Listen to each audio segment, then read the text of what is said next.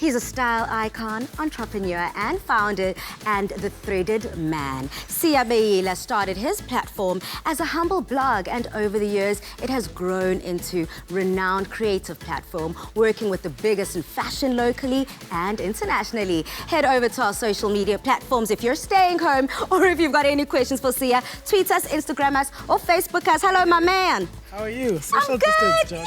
Social distancing on fleek. I love that. Yeah, I'm so excited to finally have you on Afternoon Express because we go way back. We met 10 years ago, Yeah, we met. You were a student at the time. I was starting my blog, The Threaded Man, and we used to have conversations about the greatness we would manifest. Isn't that crazy? So I'm so proud to see you on that chair. You deserve it. So I'm very happy. Very, very happy. But no, it's not about me and this crown here that I'm holding and this throne. It is about you and the incredible work you've done with your blog. I mean, my mind is blown. But let's go back a bit, because I know your family means the world to you, especially your mom and your grandmom. And they've, in fact, influenced your fashion and all things threaded man. So let me know about that inspiration and that love. I think when I think of my childhood, the earliest thing I always think about was how my family is very traditional from the Eastern Cape, at a place called Edutywa. And many people that come from that side of the country know that there's very little resources. You don't grow up wealthy in that part, you know?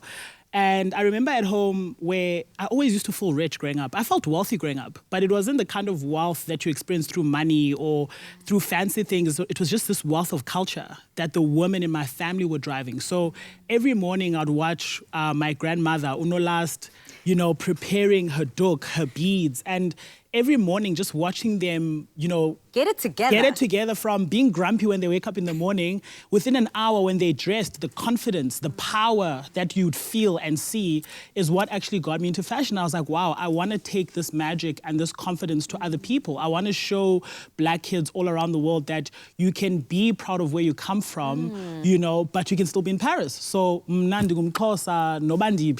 is who you meet, inspired by that culture. So that was the early start of that. And I just want to highlight, underline, bold italics culture and patterns and uba umxhosa to you and what that means. I mean, that is very, very important to you. From the day I've met you, you've been very clear on your stance as to the love and the passion that you have for your people. And then you've translated that back into fashion, making sure that you're still relevant, you're still modern, still stylish, but still carrying out that, you know, iconic shape and patterns. Yeah, I think what most people actually get wrong in the South African fashion industry is that we like to deduce South African fashion into a box of prints or that pattern is African. For me, being African is a spirit. It's a language. As Africans, we are constantly moving when it comes to rhythm and creativity. Creativity is within us. We are born creators. And so when someone says African fashion is just prints, it always makes me feel like that's what we're limited to. Where I like to say that African fashion is an expression. Wow. You know, where you as an African woman can wear all white, but how you showcase that all white is what makes it African. So if my mom's wearing all white, for example, she'll do the headpiece as a duk. So even if it doesn't have African print, you can see that this is an African woman. So that's what I like to teach people, that there is no such thing as African fashion. Because fashion is a universal language. You can't actually trace where fashion actually comes from. It comes from all around the world. So I can't say that just because that has prints, it's African. You can't trace that back. But there's a language, there's an expression. So for example, as a Xhosa person, I know that not only can I speak Xhosa, but I can also showcase that in how I dress. You know, if I was Afrikaans, not only would I speak Afrikaans, but I would showcase in the expression of how I wear what I wear. I love that. So when you walk in a room, a person has no question as to who is Usia and what he's all about. And what I also love about you is that you are very consistent in everything you do. The influences are consistent. The person you are, and the passion and the drive is always consistent, and it's always at the highest level of excellence. And even the name, The Threaded Man, I mean, you've got quite an interesting story around that. Yeah, my mom calls me Umfana Otungwe. She's called me that since I was in high school. And the first time she saw me a blazer, she was like, I can't believe I created this boy. Like, you look so amazing in a blazer.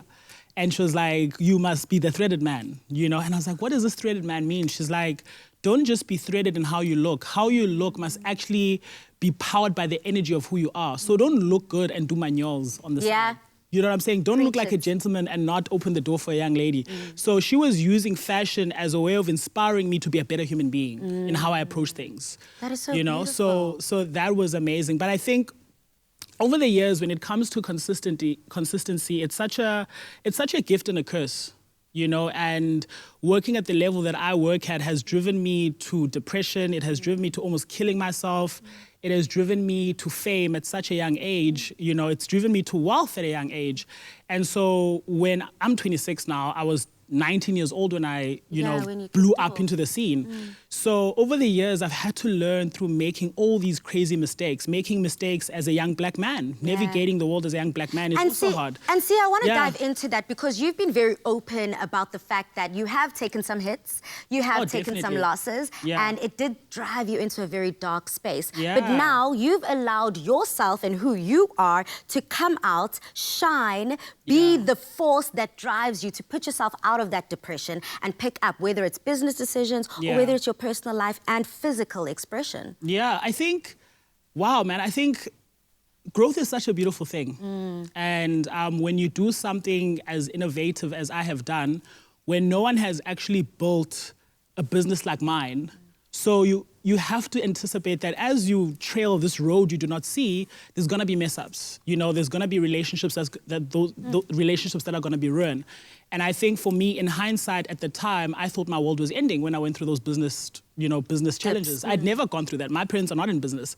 So I thought the world was ending. And then perpetuated by social media, people criticizing you consistently, I was like, okay, I gave up. Wow. And then as I obviously had to work through those challenges. And as I started talking to some of my mentors, they were like, this is part of the game. This is what happens. The fact that you're 21 running a multi-million rand business and you're having all these struggles, it's showing you the future that you're going to anticipate. Because at the end of the day, you can't want to be a billionaire. You can't want to be the next Jay-Z if you're not willing to go with the struggles of what that position holds. So even with people that want to be millionaires, you're not going to be a millionaire if you don't know how to handle 1,000 rand. Absolutely. The 1 rand. The 1 rand. It's not a 1 rand.